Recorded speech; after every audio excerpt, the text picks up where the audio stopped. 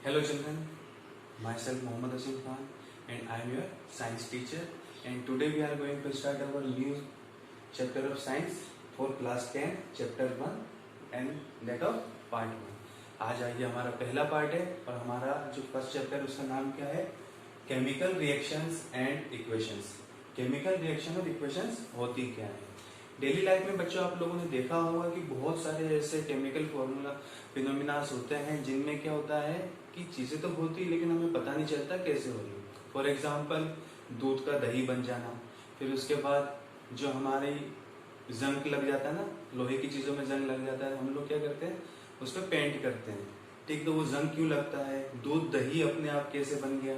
तो ये कुछ ऐसे जो फिनोमिनास होते हैं हमारे डेली लाइफ में जिनके बारे में हम इस चैप्टर में पढ़ेंगे कि इनमें कुछ ना कुछ तो केमिकल प्रोसेस होता है, कुछ केमिकल रिएक्शंस होती है जिनकी वजह से जो इनकी जो एक टाइप से पार्टिकल है दूसरे में चेंज हो रहे हैं।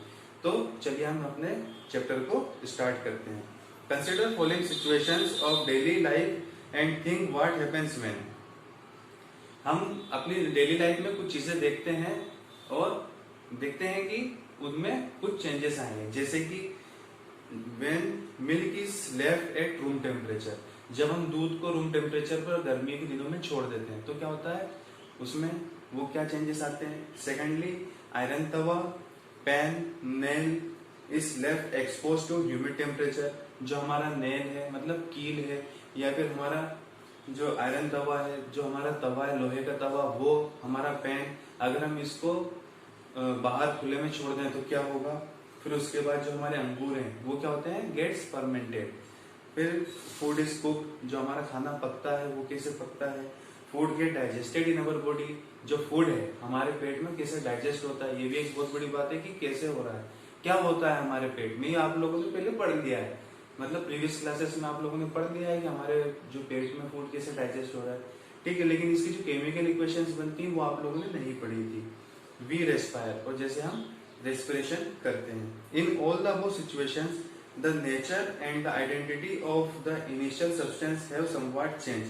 अब क्या हुआ, जो हमने पहले पढ़ा है, जो सिचुएशन हमने ऊपर पढ़ी हैं, इन सिचुएशंस में क्या हो रहा है कि कुछ तो चेंजेस आ रहे हैं जिसकी वजह से इनकी आइडेंटिटी क्या हो रही है, चेंज हो रही है। We have already learn about the physical and chemical changes of matter in our previous classes.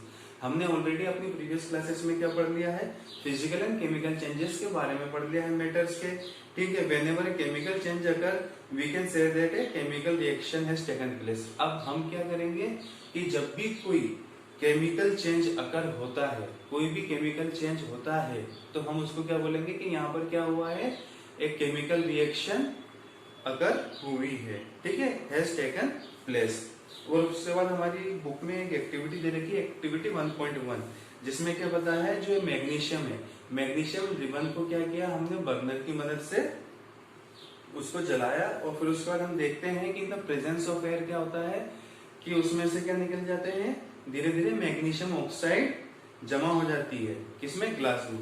ये देखिए, ये हमारी क्या है, ये हमारी एक्टिविटी 1.1 है। इसमें क्या बताया है, जो मैग्नीशियम रिबन है उसको हम in the presence of air अगर बर्न करेंगे तो क्या होगा, उसके अंदर जो वो ऑक्सीजन के साथ रिएक्शन करके यहाँ पे क्या बन जाएगा, मैग्नीशियम ऑक्साइड नीचे गिर जाता है। ठीक है बच्चों, तो ये हमारा स्टार्टिंग है।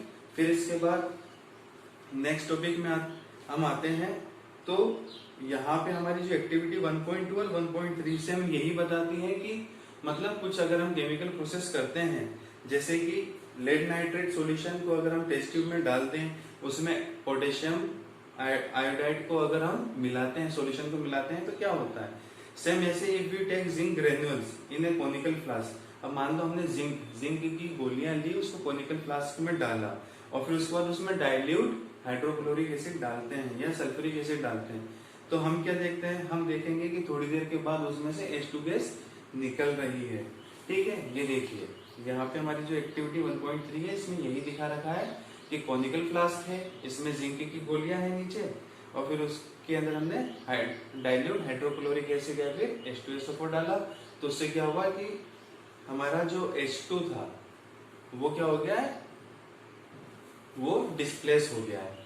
ठीक है, तो ये कैसे हुआ, क्यों हुआ है, ये हम आगे पढ़ेंगे।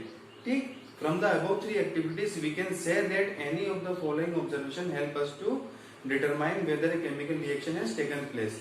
अब हमने जो एक्टिविटीज अभी 3 देखी है उनमें हमें क्या पता चलता है कि कुछ केमिकल रिएक्शन हुई है, जिससे क्या हुआ है, सबसे पहले चेंज ऑफ स्टेट हुआ, फिर उसके बाद चेंज इन कलर हुआ, एवोल्यूशन ऑफ गैस हुआ है, और चौथा चेंज इन टेम्परेचर। ये 4 चीजें हमने ऑब्जर्व की है। ऐसे ही हम अगर हमारे सराउंडिंग में ऑब्जर्व करें, we can see that there are large variety of chemical reactions taking place around us. हमारे आसपास बहुत सारी केमिकल रिएक्शन इस तरीके से हो रही है। We will study about types of chemical reaction. अब हम क्या करेंगे, इस चैप्टर में हम पढ़ेंगे टाइप्स ऑफ केमिकल रिएक्शन कौन कौन सी होती है और उनको कैसे रिप्रेजेंट करते हैं। तो हमारा फर्स्ट टॉपिक स्टार्ट होता है बच्चों, केमिकल इक्वेशंस। ठीक, हमारे अब यहाँ पे दे रखा है हमें मैग्नीशियम प्लस ऑक्सीजन, क्या हम मिलकर बनाते हैं, ये बनाते हैं मैग्नीशियम ऑक्साइड। ये देखो, मैग्नीशियम प्लस ऑक्सीजन ये बनाते हैं मैग्नीशियम ऑक्साइड।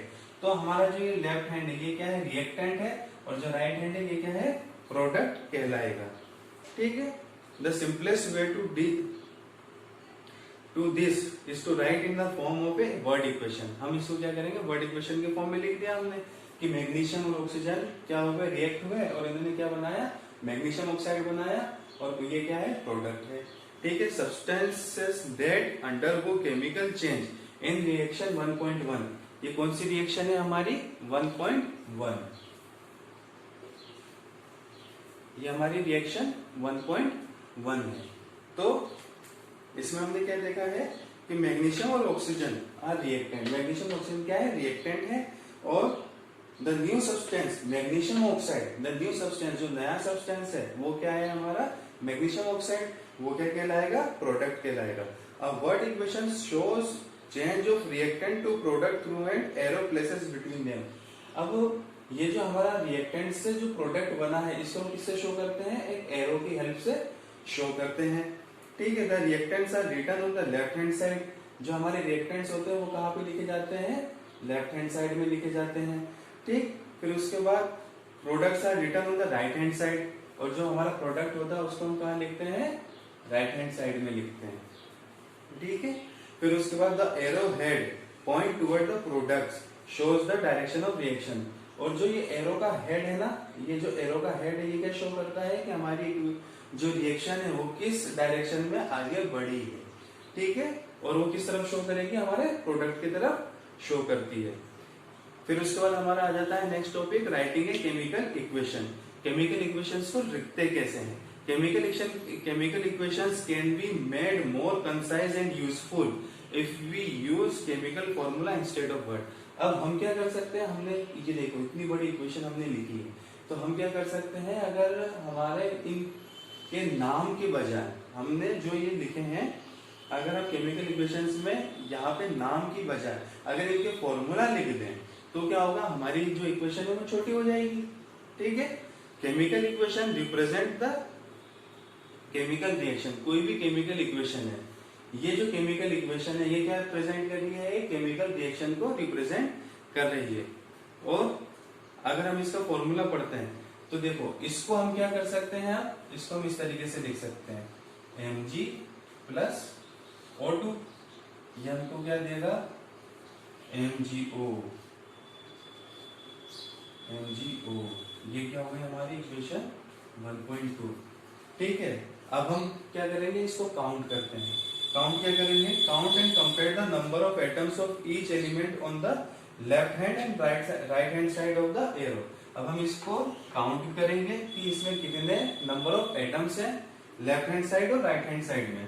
ठीक है, ईच एलिमेंट की is the number of atoms in each element the same on the both side. क्या दोनों साइड में ये सेम है, नहीं है। इफ यस, अगर होते तो हम इसको क्या बोलते हैं, बैलेंस इक्वेशन बोलते हैं। लेकिन इस कंडीशन में क्या हो रहा है, ये बैलेंस नहीं है। ठीक है, if not then the equation is called unbalanced because the mass is not the same on the both side of the equation. तो यहाँ पे क्या हो रहा है, जो मास है, जो एटम्स का मास है वो क्या है, दोनों साइड में सेम नहीं है। और सच टाइप की जो इक्वेशंस होती है, केमिकल इक्वेशंस होती है, इन्हें क्या कहते हैं हम, स्केलेटल केमिकल इक्वेशन, क्या कहते हैं बच्चों? स्केलेटल, इसको बोलते हैं हम स्केलेटल।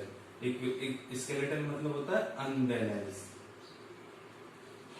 ये क्या होगी हमारी अनबैलेंस इक्वेशंस को हम क्या बोलते हैं? स्केलेटल इक्वेशंस, मतलब अधूरी होती है ये। जैसे कि हमारी इक्वेशन 1.2 है, equation 1.2 is a skeletal chemical equation for burning of magnesium in air. अब हम नेक्स्ट टॉपिक में इसको पढ़ेंगे। नेक्स्ट टॉपिक हमारा क्या होगा? बैलेंस्ड केमिकल इक्वेशंस के बारे में। Thank you so much children.